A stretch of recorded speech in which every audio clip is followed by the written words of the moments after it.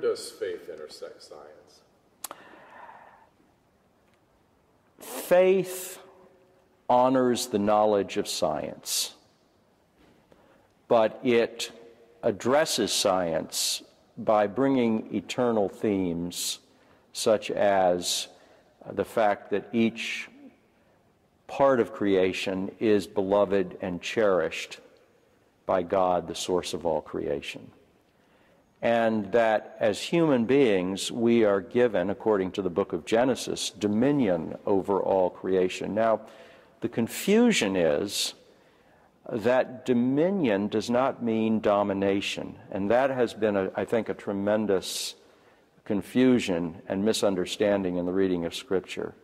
Dominion means that we are in relationship with the rest of creation as part of creation. We are in relationship with science and knowledge as it unfolds from generation to generation. We need to learn from science. It enhances our reason and our wisdom, which we bring into conversation with our faith tradition.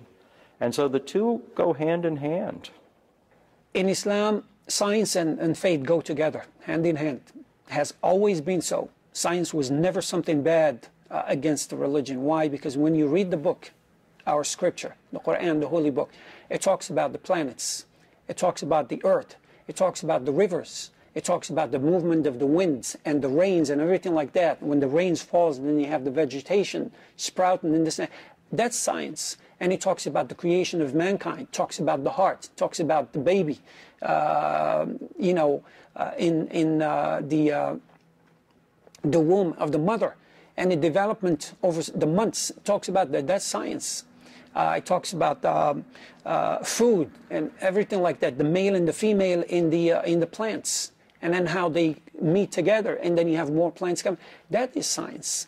That's the early precepts or concepts of science for the Muslims. And this is one of the reasons why Muslims in either Iraq, Baghdad, in the 11th, 12th centuries, and also Muslims when they were in Andalus, in Spain.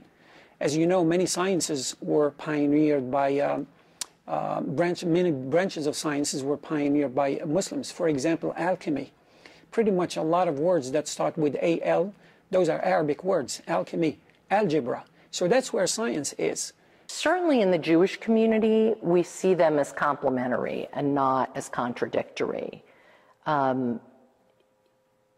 We believe in science, and so we look at the Bible and the stories that it teaches us for their moral lessons, not necessarily for their historical accuracy.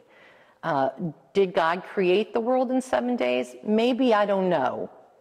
Probably not, but there's still tremendous lessons there about the capacity to create something extraordinary out of chaos, to bring light to darkness. I mean, there's all sorts of, to recognize our relationship as human beings with the rest of God's creatures and the earth.